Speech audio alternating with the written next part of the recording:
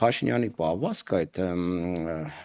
հոգեկան այդ տվայտանքները դուրս գալ այդ ամեն ինչից, տեսեք, քաղաքական գործիչները ջղայնանում են, էմոցիաներ են ցույց տալիս այն ժամանակ, երբ ուզում են, որ դա պետք է եւ այլն։ Նիկոլ Փաշինյանը շատ դեպքերում դրանից օգտվում է ինչ որ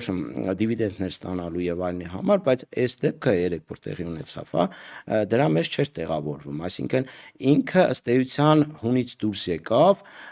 չուզենալով դերասանության այդ բանը կազմակերպված չէր իր կողմից, դա նախաձեռնված չէր եւ սկսեց սպառնալ KGB-ի պատվալներով,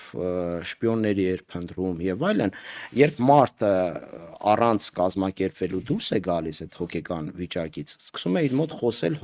ենթագիտակցությունը, ենթագիտակցական վախերը, ինչի է ինքը սպառնում KGB-ի պատվալներով, որովհետեւ ինքը ըստ էության